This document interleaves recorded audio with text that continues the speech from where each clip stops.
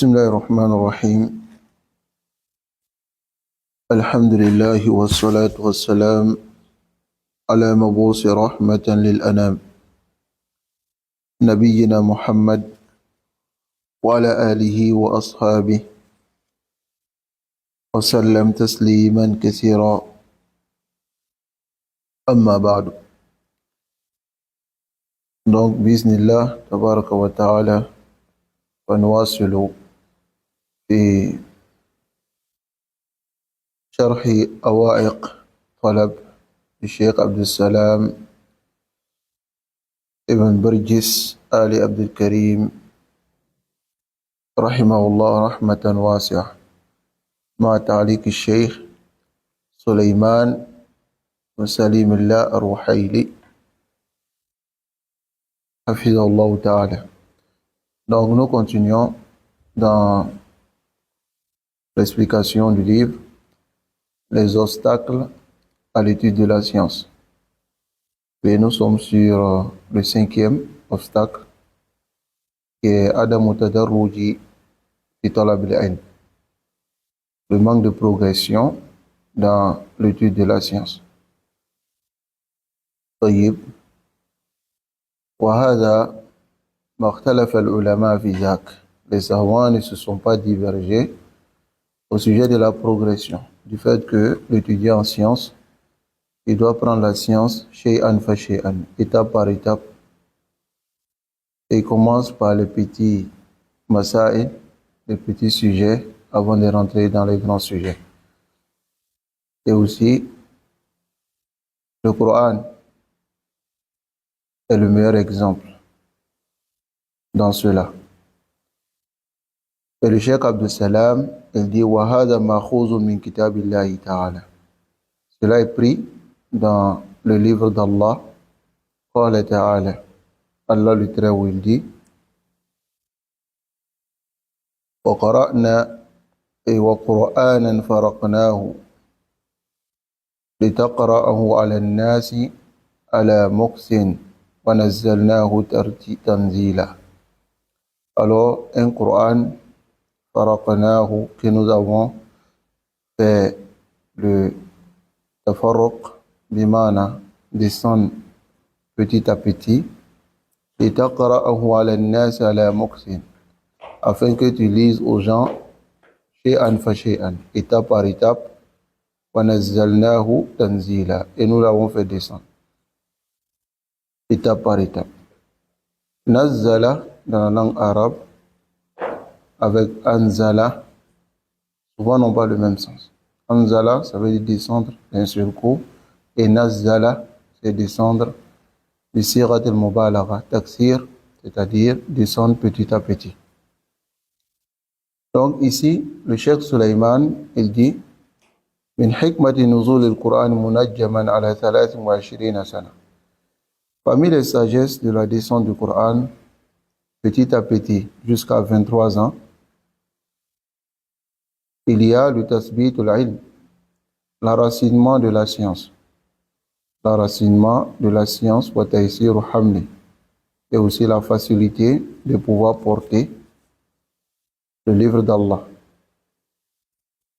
Alors lorsque nous regardons, nous voyons que Allah subhanahu wa ta'ala l'a fait descendre le Coran munajjaman, bimana petit à petit, afin que il stabilise cela dans le cœur du messager d'Allah sallallahu alayhi wa sallam et des croyants. Voilà pourquoi lorsque les mécréants ont dit Laoula nuzila alayhi al-Qur'an jumlatan wahida. Si le Coran était révélé sur Muhammad d'un seul coup, ce n'était pas mieux. Allah dit Kadhalika linuthabbita bihi fu'adak. Nous avons fait cela pour enraciner le Coran dans ta poitrine. Dans ta poitrine. Tayyib. Nasallallahu alayhi wa sallam. Qu'Allah nous préserve et qu'Allah nous accorde la compréhension. Alors ici, wa nazzalnahu tanzila, bimana ta'kida lima taqaddama, pour insister sur ce qui a précédé. أن القرآن لم ينزل على النبي صلى الله عليه وسلم جملة واحدة. que le Coran n'a pas été révélé sur le messager d'Allah sallallahu alayhi wa sallam d'un seul coup. D'un seul coup. Là, le Coran, anzalahu shay'an fa shay'an. Allah l'a fait descendre petit à petit.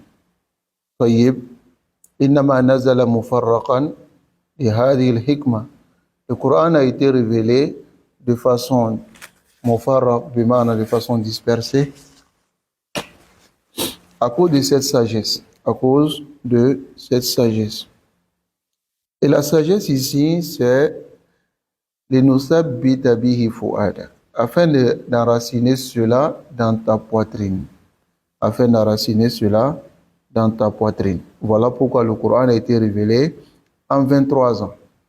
En 23 ans. Allahu Akbar. C'est-à-dire que le messager d'Allah sallallahu alayhi wa sallam, il a fini de mémoriser le Coran en 23 ans. Les Sahaba, ceux qui ont mémorisé le Coran, ils l'ont mémorisé aussi en 23 ans. Dans cela, il y a une sagesse. Et la sagesse, c'est ce qui est clair ici, c'est wadih, très clair, est le fait que Allah subhanahu wa ta'ala, il a voulu stabiliser et enraciner ce livre dans la poitrine de son messager. Voilà pourquoi, lorsqu'il faisait descendre les versets, étape par étape, ensuite, chaque mois de Ramadan, Jibril venait réciter le Coran, c'est-à-dire écouter le messager d'Allah sallallahu alayhi wa sallam, son hifz. C'est qui est la révision. Wa hakada. Hada uslub, c'est une méthode. Allah subhanahu wa ta'ala montre à chacun d'entre nous ici, dans les versets que nous avons vus, montrant que la science, on doit prendre étape par étape. On ne doit pas se presser, on doit aller étape par étape. Et on doit commencer par le plus facile, avant d'aller vers ce qui est difficile. Mais parmi les awa'iq, les obstacles à l'étude de la science, c'est de délaisser les petits sujets et aller vers les grands sujets. Et ensuite, être gourmand. Vouloir prendre la science d'un seul coup. Comme l'imam Ibn Shihab al-Zuhri, il a dit, Man rama al-ilm jumla, celui qui veut prendre la science d'un seul coup, zahaba anhu jumla. La science aussi va lui quitter d'un seul coup. Nasallallahu alayhi wa sallam. Alors ici, وَقَالَ الَّذِينَ كَفَرُوا, les mécréants ils disent, لَوْلَا نُزِّلَ عَلَيْهِ الْقُرْآنُ جُمْلَةً وَاحِدَةً. Et si Allah faisait descendre le Coran sur Muhammad d'un seul coup, pourquoi le Coran n'est pas descendu d'un seul coup? Alors Allah dit, ce n'est pas ma méthode. كَذَلِكَ لِنُثَبِّتَ بِهِ فُؤَادَكَ. Allah dit, nous l'avons fait ainsi afin de enraciner le Coran dans ton cœur. وَرَتَّلْنَاهُ تَرْتِيلًا. Et nous l'avons agencé. Ici, celui qui veut la stabilité du Coran dans sa poitrine, il doit vivre avec le Coran. Il ne doit pas chercher seulement à mémoriser en 2 ans et 3 ans et ensuite placer le Coran derrière lui. Ne pas le réviser là. Le Coran ne te précipite pas dans la mémorisation. Si les compagnons, Rasul sallallahu alayhi wa sallam, le Coran a été révélé sur lui en 23 ans, et c'est en 23 ans qu'il a mémorisé complètement le Coran, alors tu ne vas pas dire que je vais me presser pour le faire en 4 ans ou 25 ans. Là, tu dois vivre avec le Coran. Là, c'est toujours une bonne chose que le croyant, il mémorise le Coran très vite. Mais le mémoriser très vite n'est pas la méthode islamique. C'est-à-dire, n'est pas la méthode qui est venue dans le Coran lui-même. Il faut le faire étape par étape. Ensuite, même si Allah il facilite que, avec ton intelligence, tu as pu mémoriser le Coran vite, alhamdulillah, Tu vis avec le Coran, tu restes avec le Coran, tu révises à tout moment et cela sera bismillah enraciné dans ta poitrine. Qu'Allah subhanahu wa ta'ala nous facilite cela. Alors le Cheikh Suleiman, il dit, فهذه الحكمة, voici la sagesse, في كون القرآن نزل منجما. Le fait que le Coran ait été révélé étape par étape. تثبيت فؤاد رسول الله, c'est afin d'enraciner cela dans le cœur du messager d'Allah sallallahu alayhi wa sallam. وتيسير حفظه, et faciliter la mémorisation. وكان تعليم النبي صلى الله عليه وسلم للصحابة, et le messager d'Allah sallallahu alayhi wa sallam, il enseignait aux compagnons mutadarrijan, c'est-à-dire en progression, étape par étape. فكان يعلمهم صلى الله عليه وسلم, le messager d'Allah sallallahu alayhi wa sallam les enseignait بما ينزل به الوحي, de ce que venait dans la révélation, ce qui descendait. C'est-à-dire que lorsqu'il recevait un verset, ou bien deux versets, ou bien trois versets, il enseignait aux compagnons. Il les expliquait, et ceux-là maintenant à leur tour, ils allaient à la maison, et ils expliquaient à leurs épouses, à leurs enfants. هكذا كان التعليم النبي صلى الله عليه وسلم للصحابة. C'est comme ça le messager d'Allah sallallahu alayhi wa sallam enseignait les compagnons. طيب. وكان ذلك على سبيل التدرج, et cela était selon le tadarruj. Comme le dit Ibn Omar radiallahu ta'ala anhu, il nous montre aussi la méthode du messager d'Allah sallallahu alayhi wa sallam dans l'enseignement des compagnons. Il a dit كنا لا نتجاوز 10 آيات من فم رسول الله صلى الله عليه وسلم حتى نتعلم معناها ونعمل بها. Il dit nous on ne dépassait pas 10 versets de la bouche du messager d'Allah sallallahu alayhi wa sallam jusqu'à ce que on mette cela, c'est-à-dire on apprenne le sens et on met cela en pratique. Ici, Ibn Omar, qu'est-ce qu'il veut dire? Il veut dire que lorsqu'ils allaient voir le messager d'Allah sallallahu alayhi wa sallam pour prendre dars, pour prendre le Coran, ils prenaient 10 versets. Rasul sallallahu alayhi wa sallam les expliquait les 10 versets.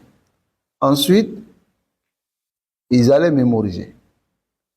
Et dans leur vie de tous les jours, ils mettaient cela en pratique et ils venaient prendre 10 autres versets. وَكَانُوا لَا يَسْتَعْجِلُونَ, ils ne se précipitaient pas pour mémoriser le Coran. Certains d'entre eux ont fait 8 ans dans la mémorisation de Surat al-Baqarah. Voyez? Certains d'entre eux aussi ont fait 10 ans. Ainsi de suite. Le maqsoud du Coran, le but du Coran, c'est la compréhension et la mise en pratique.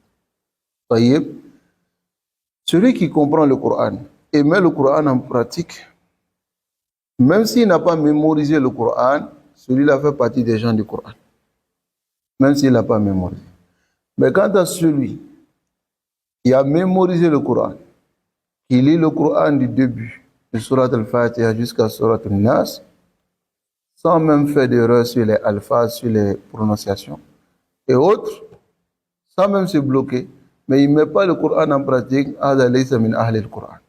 il ne fait pas partie des gens du Coran. C'est très important, il faut comprendre cela. Voyez? Alors ici, les compagnons, comment ils apprenaient le Coran avec le messager d'Allah sallallahu alayhi wa sallam? Alors nous avons déjà évoqué cela. Ils apprenaient shay'an fa shay'an, étape par étape. Voyez?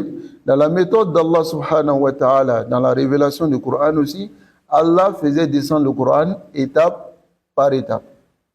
Et il a fait descendre maintenant dans un intervalle de 23 ans. Voyez?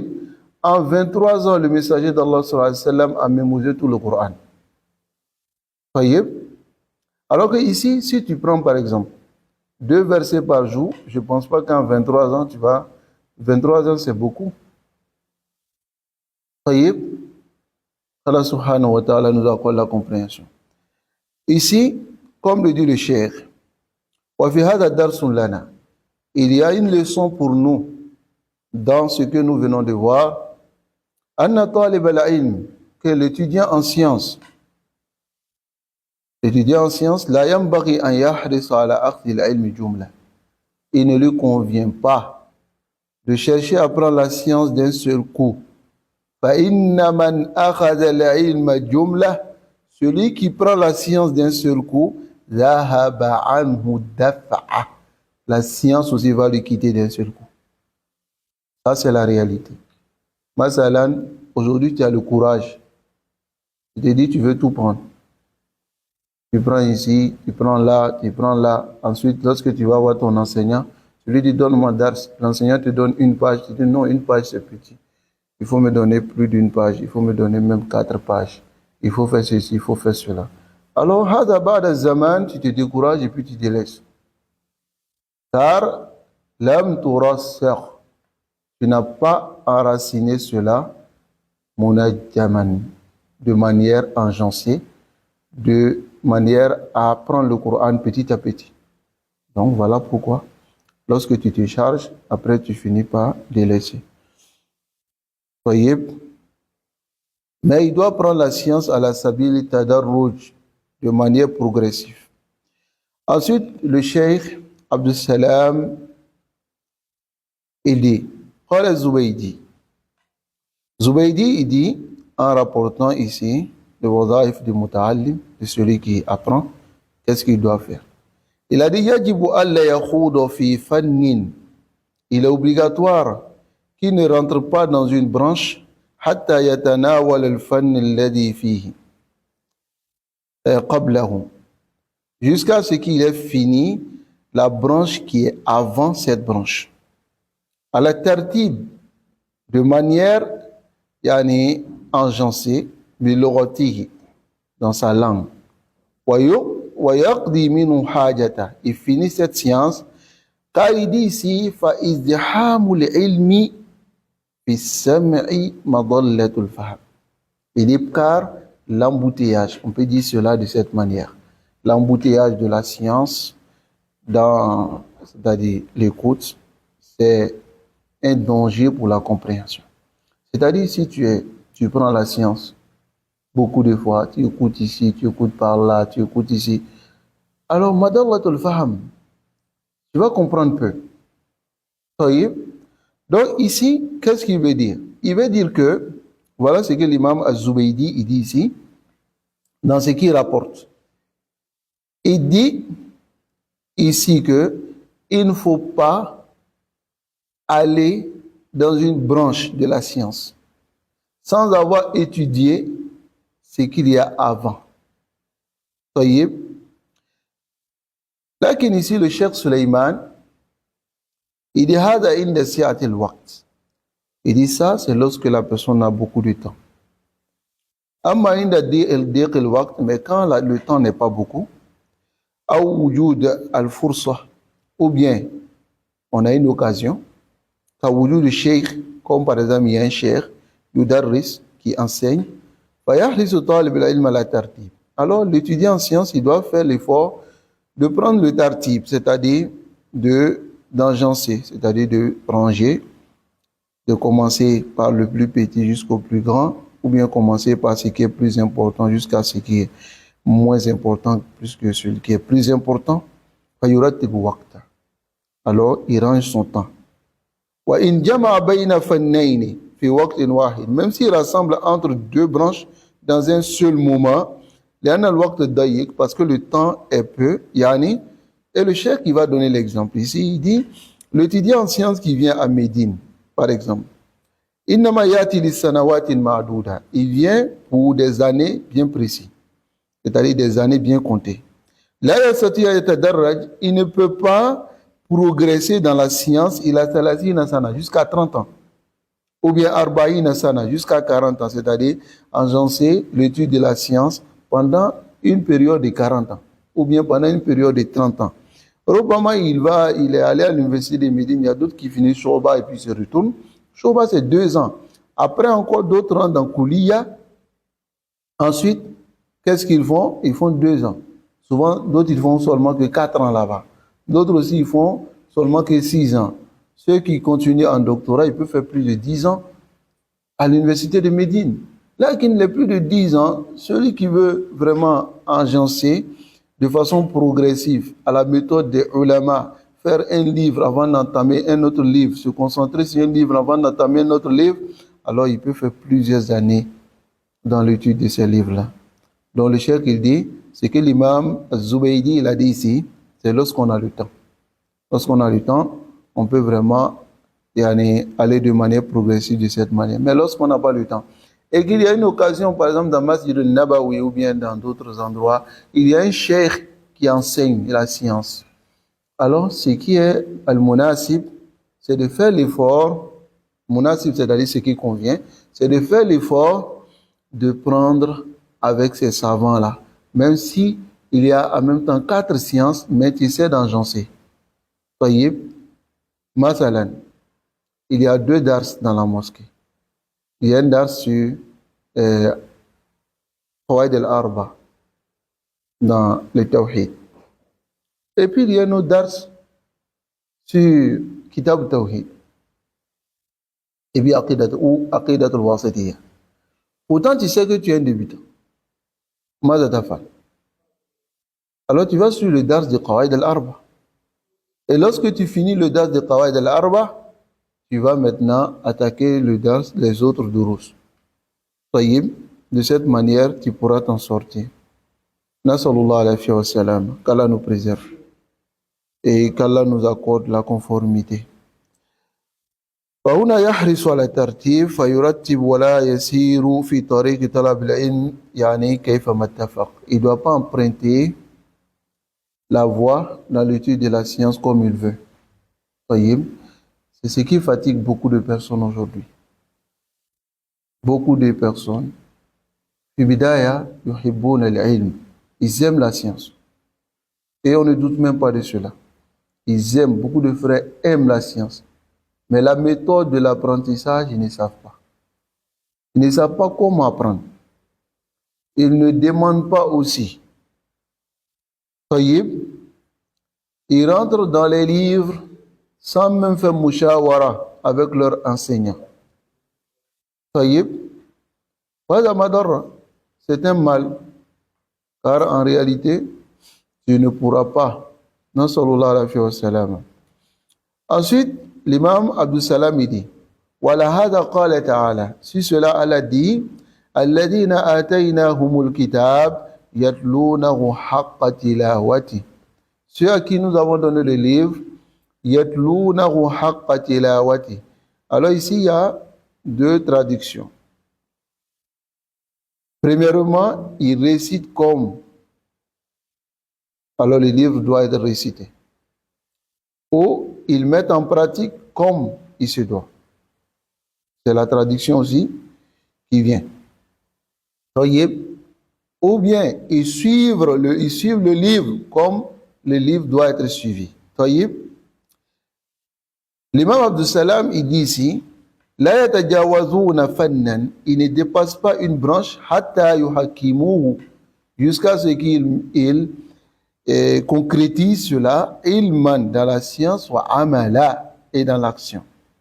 Fayajibu an yuqaddimu al-aham fal-muhim. Alors, ici, le cheikh Abdul Salam, il dit, il est obligatoire d'évancer ce qui est plus important à ce qui est important.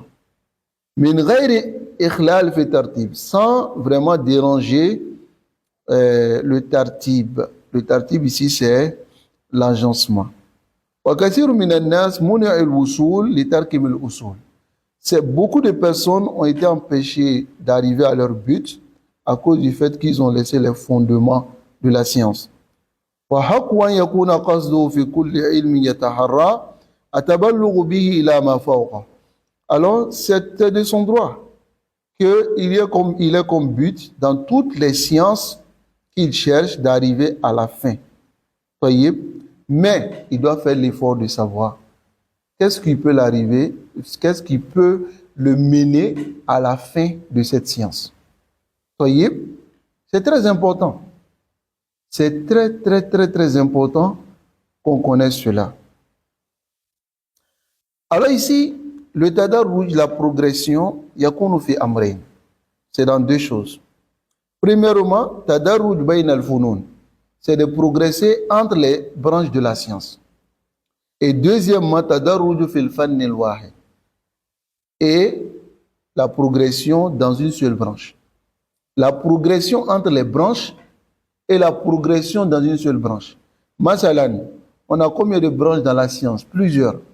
Il y a la croyance, il y a le fiqh, il y a la langue arabe, il y a aussi le usul al-fiqh, ça va?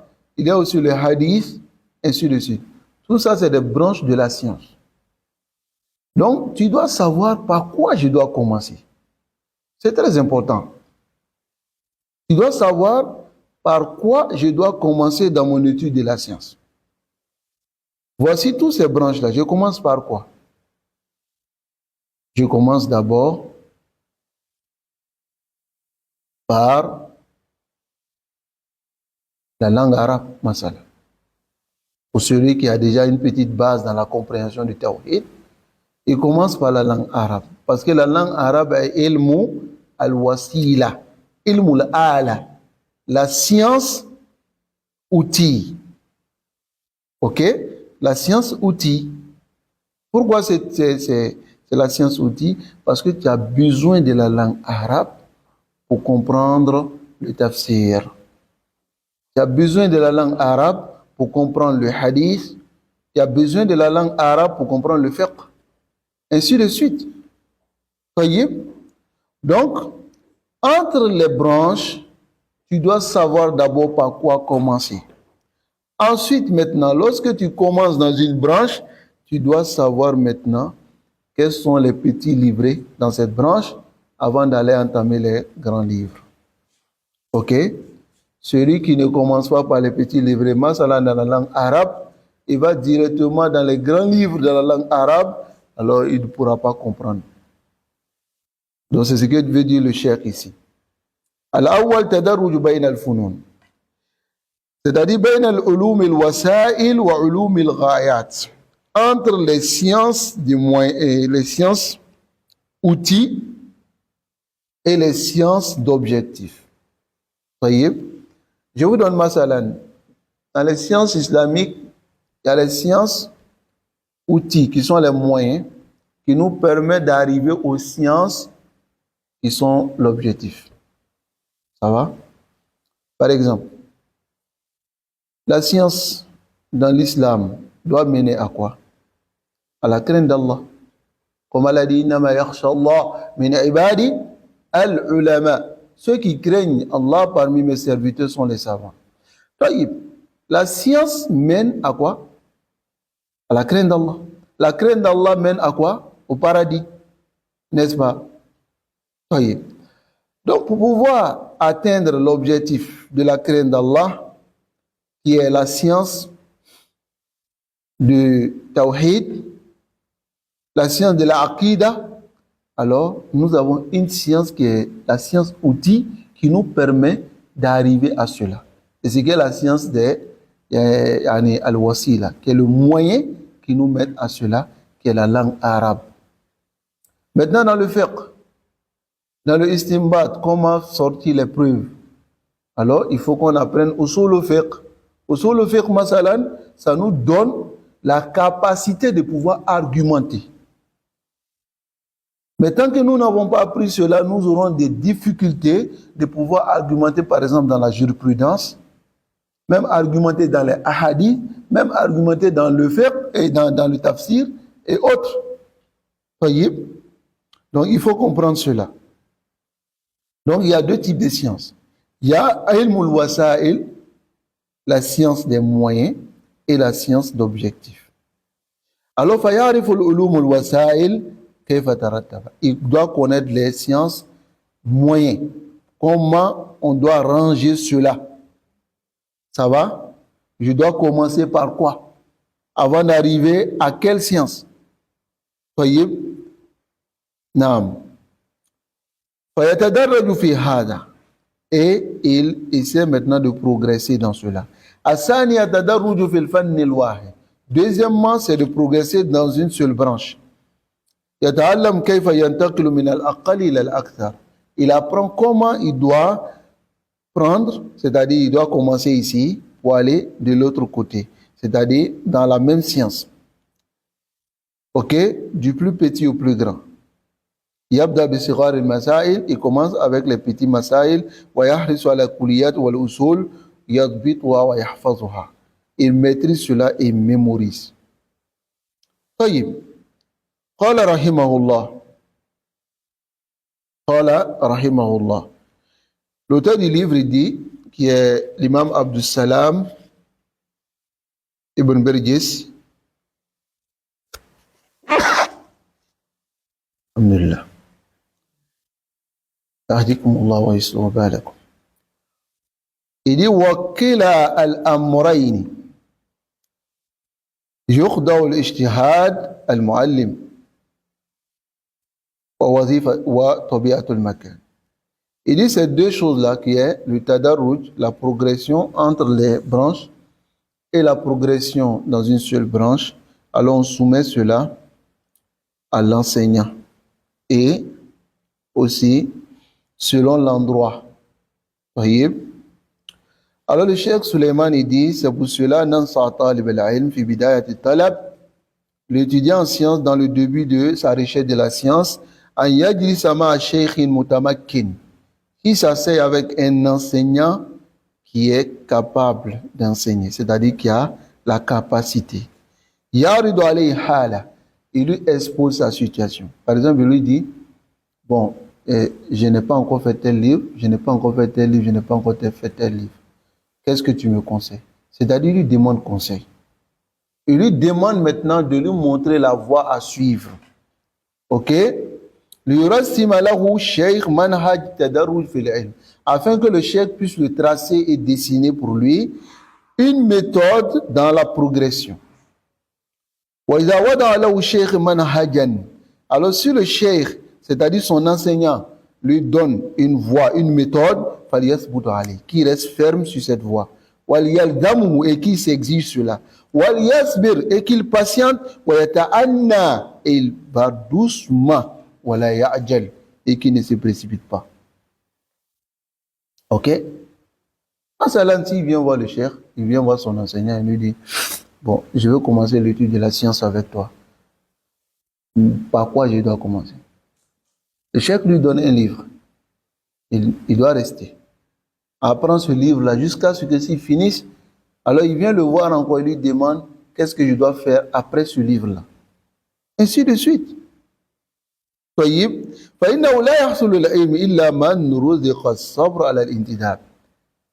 ne pourra obtenir la science que celui à qui la patience a été accordée. Allah nous accorde la patience. Et le cheikh qui dit ici, si Allah veut, Bada Ramadan, après Ramadan, le cheikh Suleiman, c'est lui qui parle, il dit après Ramadan, li muhadaratun fi masjid al-Nabawi. J'ai une conférence à la mosquée prophétique. Et la conférence est intitulée Tariq al-Husul ala al-ilm al-ma'moum. La méthode d'obtention de la science al-ma'moum, la science qui est demandée. Al-Maqsoud biha, ce qui est voulu par cette conférence,